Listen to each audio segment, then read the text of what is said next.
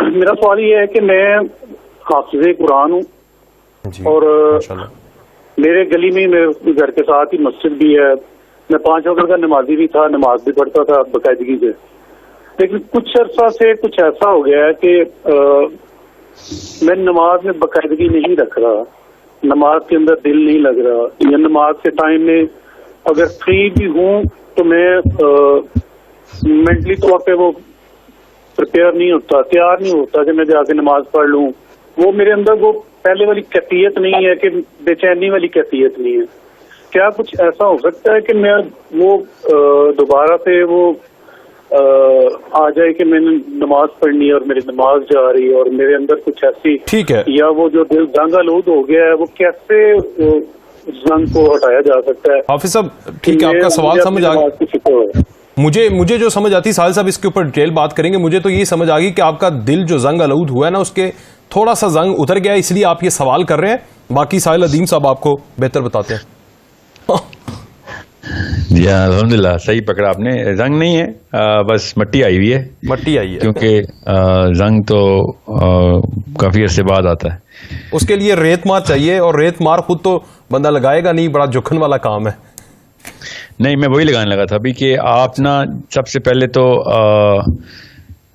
یہ یاد رکھیے گا کہ تزکیہ جو ہے نا, تزکیہ وہ کٹھن کام ہوتا ہے, اسی لیے تو اتنا خوبصورت کام ہے وہ.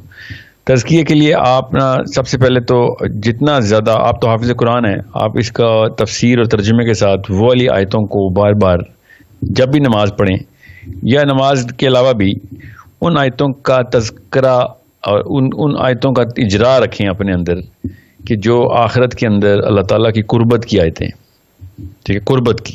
بعد میں پھر وہ والی آیتوں کے اوپر آئیں گے جن میں جو اللہ تعالیٰ سے جدائی کی آیتیں ہیں نا, دوزخ کی اور وعید کی. اور دوزخ کیا ہے, اللہ سے جدائی ہے نا دوزخ تو.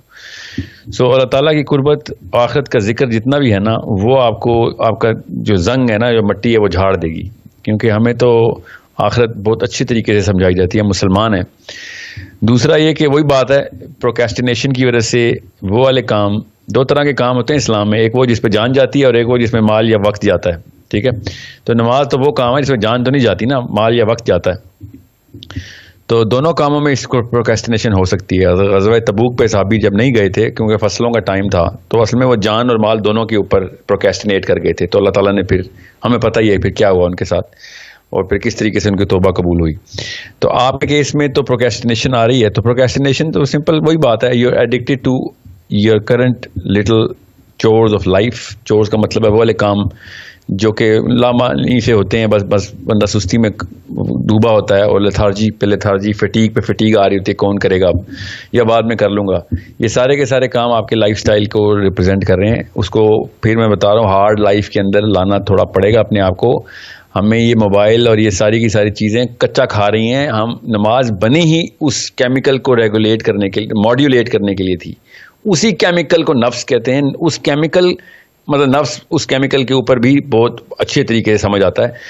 اور وہ کیمیکل ہارمون جو ہے وہ آپ کو ہر ایسپیکٹ آف لائف میں سست کر دیتا ہے, اور آپ کو پھر روکتا ہے کہ یار کون کام, اچھا کام تو بالکل جس میں کوئی چیز ریوارڈ نہیں نہ ملتی, آپ کو انسٹنٹ ریوارڈ نہیں ملتی, گریٹیفیکیشن کہتے ہیں, تو اس چیز کو وہ کرتا ہی نہیں ہے. پھر وہ تحریک ہی نہیں لے کے آتا, اور تحریک کا بھی وہی کیمیکل ہے, وہ ٹریگر ہی نہیں ہوتا. تو نماز میں کوئی پیسے تو نہیں ملتے نا, یا کوئی تعریف تو نہیں ہوتی, یا پھر یہ تو اللہ نے آخرت کے لیے کام رکھے ہوئے. تو جو چیز آپ کو دنیا میں جو چیزیں مل رہی ہوں گی اس پہ آپ دیکھیں گے آپ کی تحریک کافی اچھی ہوگی, مگر جو چیز کا ریوارڈ دنیا میں نہیں مل رہا ہوگا اس پہ آپ سستی کر رہے ہوں گے. سو آپ کو اللہ نے قرآن کا گفٹ دیا ہوا ہے, تو آپ اس کے اندر سے چیدہ وہ والی اللہ کی قربت کی باتیں پڑھیں, اللہ سے کلام کریں. قرآن اللہ سے ہی کلام ہے نا, اللہ تعالیٰ کا کلام ہے, اللہ آپ سے کلام کر رہے ہوتے ہیں. نماز آپ کلام کر رہے ہوتے ہیں اللہ سے, ٹھیک ہے. تو اللہ تعالیٰ سے ہم کلام ہونے کے لیے آپ وہ والے ٹاپکس پکڑیں نماز کے دوران جس میں اللہ تعالیٰ کی قربت ہے. آپ حافظ ہیں, آپ تو آرام سے پکڑ سکتے ہیں نا وہ والی تمام تر آیتیں اپنی پہلی دوسری رکعت کے اندر درود شریف کے بعد تشہد میں بیٹھ کے وہ والی باتیں کریں اللہ سے جس میں اللہ کی قربت اللہ نے خود بیان کی ہے, اور وہ والی دعائیں کریں, اور اردو میں بھی کریں, جو کہ آپ کو اللہ تعالیٰ کے سامنے اس محبت کو اجاگر کرے کہ اللہ میں تیرے سے ملنا چاہتا ہوں, اور مجھے اس دن مسکراہٹ دیکھنا چاہتا ہوں میں آپ کے سامنے کہ جب آپ مجھے میں آپ کو پہلی دفعہ دیکھوں تو آپ بھی مسکرا رہے ہوں. یہ نہ ہو کہ میں اس دن شرمندہ ہو جاؤں کہ آپ اللہ تعالیٰ میں اپنے رب کو ہی نہیں اپنے رب کو کوئی غصے میں غصہ دلا بیٹھا.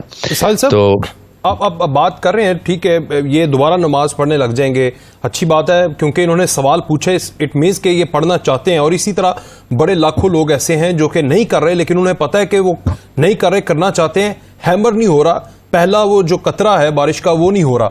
اس کی کیا وجہ لگتی ہے آپ کو؟ کیونکہ حافظ قرآن ہے, مجھے نہیں پتا کہ ان کی کیا پوزیشن ہے لیکن موسٹ آف دی میجورٹی ہماری سوسائٹی کے اندر بالخصوص بر صغیر کے اندر ہم حافظ قرآن ہو جاتے ہیں صرف طوطوں کی طرح.